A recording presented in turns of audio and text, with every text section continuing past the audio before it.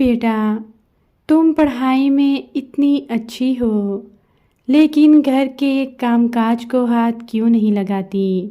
میں تمہیں بہت سمجھاتی ہوں لیکن تم پر کسی بات کا اثر نہیں ہوتا۔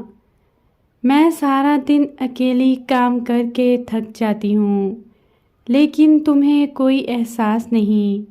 اینی اپنی امی کی باتیں سن کر ان سے کہنے لگی، امی، میں دادی کے پاس جا رہی ہوں۔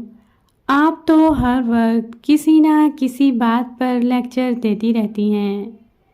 یہ کہتے ہی اینی وہاں سے چلی گئی۔ اینی جب اپنی دادی کے پاس آئی تو دادی اس سے پوچھنے لگیں، اینی بیٹا، کیا بات ہے؟ تم اتنے غصے میں کیوں ہو؟ اینی نے اپنی دادی کو اپنی امی کی ساری باتیں بتائیں۔ سب سننے کے بعد اس کی دادی نے کہا، اینی بیٹا، تمہاری امی بالکل ٹھیک کہتی ہیں، تمہیں ان کی مدد کروانی چاہیے۔ وہ سارا دن اکیلی کام کرتی ہیں کیونکہ آج کل کام والی بھی چھٹی پر ہے۔ تم اپنی امی کی مدد کروانے کی بجائے ہر روز ان سے نئی نئی فرمائشیں کرتی ہو، امی یہ بنا دیں، امی وہ بنا دیں۔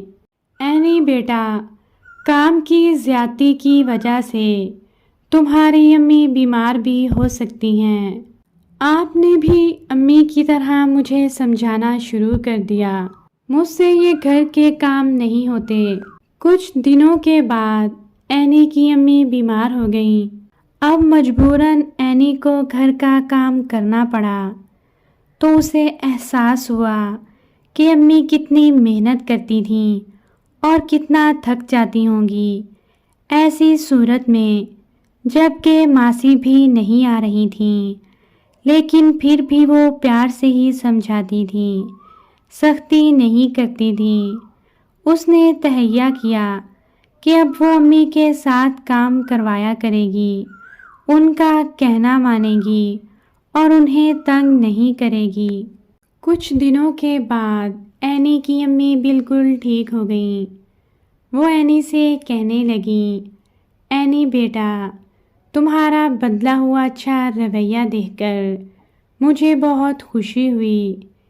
میرے بیمار ہونے کے بعد تم نے سب گھر والوں کا خیال رکھا، گھر کا سارا کام کیا۔ انہوں نے اینی کو بہت دعائیں دیں۔